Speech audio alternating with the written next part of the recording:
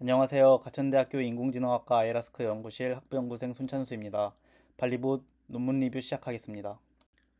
먼저 기존 테스트베드의 한계를 말씀드리면 멀티 에이전트 리인포스먼트 러닝, 즉 MARL은 발전을 이루었습니다. 알파고가 바둑에서 인간 챔피언을 이기고 스타크래프트와 같은 복잡한 게임에서도 뛰어난 성능을 보여주었습니다. 이러한 성공은 주로 잘 설계된 테스트베드 덕분이었습니다. 하지만 기존 테스트베드를 자세히 들여다보면 한계점들이 보입니다. 대부분 현실 세계의 복잡한 물리 법칙이나 상호작용을 고려하지 않는 순수 가상 시뮬레이션 환경이었습니다. 로봇을 활용한 테스트베드들도 있었지만 주로 로봇팔이나 네 발로 걷는 로봇처럼 비교적 움직임이 예측 가능하거나 형태가 제한적인 경우도 많았습니다. 특히 드론처럼 매우 빠르고 민첩하게 움직이면서도 현실 세계의 물리적 제약을 받는 플랫폼에 대한 연구는 상대적으로 부족했습니다. 현실 세계의 문제를 해결하기 위해서는 이러한 고기동성 플랫폼을 다루는 MAR을 연구가 필수적이며 이를 위한 새로운 테스트베드의 필요성이 바로 이 연구의 출발이라고 저자는 말합니다. 기존의 MAR 테스트베드들을 좀 더 자세히 살펴보겠습니다. 크게 세 가지 유형으로 나눌 수 있습니다. 첫째, 알파고나 스타크래프트 챌린지처럼 완전히 시뮬레이션된 환경입니다. 이들은 주로 고수준의 전략적 의사결정 능력을 평가하는 데 중점을 두지만 실제 로봇이 겪는 연속적인 제어나 물리적 상호작용은 다루지 못합니다. 둘째, MA 부조코나 BI 덱스핸드처럼 로봇 플랫폼을 기반으로 한 테스트베드입니다. 이들은 연속 제어와 물리 상호작용을 다루지만 주로 협력적인 작업에 국한되거나 특정 로봇에 집중하는 경향이 있습니다. 셋째, 로봇 탁구나 로봇 축구와 같은 로봇 스포츠 연구입니다. 이들은 전략과 제어를 통합하는 좋은 예시이지만 아쉽게도 오픈소스 시뮬레이션 환경이나 실제 로봇에서의 실험 지원이 부족하여 연구 커뮤니티에서의 활용이 제한적이었습니다. 발리봇은 바로 이러한 기존 연구들의 빈틈을 메우고자 합니다. 특히 민첩한 드론 플랫폼에 초점을 맞추고 배구 규칙을 적용한 턴 기반의 상호작용 모델을 도입했으며 저수준 제어와 고수준 전략을 통합하는 계층적 문제를 제시하고 심 투 리얼 전환을 적극적으로 지원한다는 점에서 차별화된다고 합니다. 이 그림은 발리봇 테스트베드의 전체적인 구조를 보여줍니다. 왼쪽의 인바이러먼트 부분은 시뮬레이션 세계를 구성하는 요소들입니다. 아이작심과 파이토치를 기반으로 하며 드론 공, 코트와 같은 엔티티와 이들의 상태, 드론이 할 수 있는 행동, 그리고 행동에 따른 보상을 정의합니다. 태스크는 단일 에이전트 훈련, 다중 에이전트 협력, 다중 에이전트 경쟁의 세 가지 범주로 나뉩니다. 오른쪽 중간의 알고리즘은 이 테스트베드에서 평가하고 벤치마킹한 다양한 MARL, 게임 이론 알고리즘들을 나타냅니다. 마지막으로 맨 오른쪽의 심 투 리얼 부분은 이 테스트베드의 중요한 특징 중 하나로 시뮬레이션에서 학습된 정책을 실제 드론 환경에 바로 적용하는 것을 목표로 합니다. 발리봇 환경에 대해 살펴보겠습니다. 시뮬레이션 엔티티는 현실성을 높이기 위해 신중하게 모델링 되었습니다. 드론은 널리 사용되는 아이리스 쿼드콥터 모델에 공을 칠 수 있도록 가상의 라켓을 부착했습니다. 공과 코트 역시 실제 배구공의 크기와 무게, 코트 규격을 따랐으며 반발 계수 등을 통해 물리적 상호작용을 현실적으로 구현했습니다. 옵서베이션 스페이스는 실제 배구 선수가 경기를 할 때처럼 자신의 상태는 정확히 알지만 공이 다른 선수의 정보는 부분적으로만 얻을 수 있는 파티셜 옵서베이션을 가정했습니다. 이는 현실적인 제약 조건을 반영한 설계입니다. 액션 스페이스는 두 가지 연속 제어 방식을 제공합니다. CTBR은 전체 추력과 각속도를 제어하는 방식으로 비교적 안정적인 학습이 가능하고 심2 리얼 전환에 유리할 수 있습니다. 반면 PRT는 각 로터의 추력을 직접 제어하여 드론의 민첩성을 최대한 활용할 수 있지만 더 정밀한 모델링과 제어가 필요합니다. 보상함수는 세 부분으로 구성됩니다.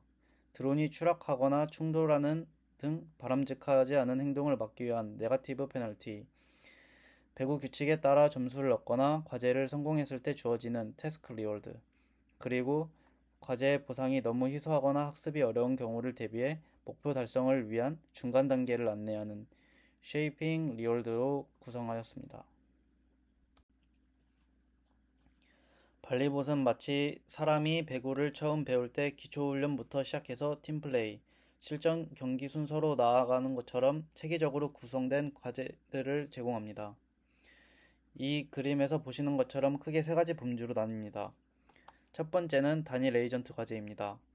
백앤드 포처럼 단순히 두 지점을 왕복하거나 히트 더 볼처럼 공을 원하는 방향으로 치거나 솔로 덤프처럼 제자리에서 공을 계속 띄우는 등 드론의 기본적인 비행 제어 및 공 다루기 능력을 평가합니다. 두 번째는 다중 에이전트 협력 과제입니다. 범프 앤 패스처럼 두 드론이 공을 주고받거나 세트 더 스파이크처럼 세터와 공격수 역할을 나누어 협력하는 등 팀워크와 협동 능력이 중요해집니다. 세트 앤 스파이크는 쉬운 버전과 수비 방해물이 있는 어려운 버전으로 나뉩니다. 마지막으로 가장 도전적인 다중 에이전트 경쟁 과제입니다. 1대1 단식 경기와 3대3 팀 경기가 있으며 실제 배구 규칙에 따라 상대팀과 경쟁하며 점수를 얻어야 합니다. 특히 3대3 경기는 팀 내 협력과 팀 간의 경쟁이 혼합되어 있고 정교한 모션 제어와 높은 수준의 전략적 판단이 모두 요구되는 매우 복잡한 태스크입니다. 이 논문의 저자는 발리봇 테스트베드의 유용성을 검증하고 향후 연구를 위한 기준점을 제공하기 위해 다양한 대표 알고리즘들의 성능을 벤치마킹했습니다. 단일 에이전트 과제에서는 연속 제어에 널리 쓰이는 DDPG와 PPO를 비교했습니다. 다중 에이전트 협력 과제에서는 MA, DDPG, MA, PPO, HA, PPO, MAT와 같이 잘 알려진 MARL 알고리즘들을 평가했습니다. 다중 에이전트 경쟁 과제에서는 셀프 플레이, 픽셔스 셀프 플레이, 그리고 두 가지 버전의 폴리시 스페이스 리스폰스 오라클스와 같은 게임 이론 기반 알고리즘들을 사용했습니다. 실험에서는 액션 스페이스의 CTBR, PRT 비교와 리워드의 쉐이핑 유무가 성능에 미치는 영향도 함께 분석했습니다. 특히 경쟁 과제에서는 단순히 이기고 지는 것 외에도 전략이 얼마나 최적에 가까운지를 나타내는 익스플로이터빌리티, 다른 전략들과 상대적인 승률, 그리고 플레이어의 실력을 나타내는 엘로 등급을 종합적으로 평가했습니다. 벤치마크 실험 결과를 보면 단일 에이전트 과제에서는 PPO가 DDPG보다 훨씬 안정적이고 높은 성능을 보였습니다. 행동공간 측면에서는 세밀한 제어가 가능한 PRT가 최종 성능은 약간 더 좋았지만 고수준 제어인 CTBR이 더 빠르게 학습하는 경향도 있었습니다. 다중 에이전트 협력 과제에서는 MAPPO, HAPPO, MAT와 같은 온플리시 기반 알고리즘들이 오프폴리시인 MADDPG보다 훨씬 좋은 성능을 보였습니다.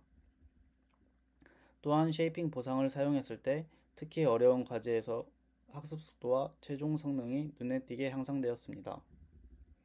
이는 복잡한 협력 작업에서 적절한 보상 설계의 중요성을 보여줍니다. 가장 주목할 만한 결과는 다중 에이전트 경쟁 과제에서 나왔습니다. 1대1 과제에서는 알고리즘들이 공을 주고받는 기본적인 플레이는 학습했지만 여전히 최적 전력과는 거리가 멀었습니다. 3대3 팀 경기에서는 서브 외의 유의미한 협력 플레이나 전략적인 움직임을 거의 학습하지 못했습니다. 이러한 결과는 발리봇이 제시하는 저수준의 정교한 모션 제어와 고수준의 전략적 판단을 동시에 요구하는 계층적 의사결정 문제가 기존의 표준적인 MARL 알고리즘들에게는 매우 어려운 도전 과제임을 보여줍니다. 기존 알고리즘들이 겪는 계층적 의사결정의 어려움을 해결하기 위해 저자는 계층적 정책의 가능성을 탐색했습니다. 가장 어려웠던 3대3 과제를 예로 들어 서브하기, 패스하기, 공격하기 등 필요한 저수준 기술들을 PPO로 미리 학습시킨 후 어떤 상황에서 어떤 드론이 어떤 기술을 사용할지를 결정하는 간단한 규칙 기반의 고수준 전략을 결합했습니다. 이 그림은 서브 상황과 랠리 상황에서 고수준 정책이 적절한 기술을 선택하는 예시를 보여줍니다. 놀랍게도 이렇게 간단하게 구현된 계층적 정책이 기존의 셀프 플레이 방식으로 학습된 정책을 상대로 무려 86%의 승률을 기록했습니다. 이는 복잡한 다중 에이전트 문제를 해결하는 데 있어 계층적 접근법이 매우 유망할 수 있음을 보여주는 결과입니다. 또 다른 중요한 성과는 심2 리얼 전환의 성공적인 시연입니다. 저자는 솔로덤프 과제에서 시뮬레이션으로만 학습시킨 정책을 실제 드론에 어떠한 추가 학습이나 미세 조정 없이 제로샷 배포했습니다. 물론 현실과 시뮬레이션의 차이를 줄이기 위해 공과 라켓의 충돌 특성을 정밀하게 측정하는 시스템 식별, 시뮬레이션 환경에 노이즈를 추가하는 무작위화 기법, 그리고 드론의 움직임을 부드럽게 만드는 보상 설계 등의 노력이 있었습니다. 그 결과 이 영상에서 보시는 것처럼 실제 드론이 성공적으로 공을 여러 번 띄우는 작업을 수행했습니다. 이는 발리봇이 아닌 단순히 이론적인 연구를 넘어 실제 로봇 응용으로 이어질 수 있는 실용적인 테스트베드임을 강력하게 뒷받침합니다. 이제 컨클루션입니다. 본 연구는 드론 배구라는 새로운 환경을 통해 멀티 에이전트 강학습 연구를 위한 벌리봇이라는 테스트베드를 제안했습니다.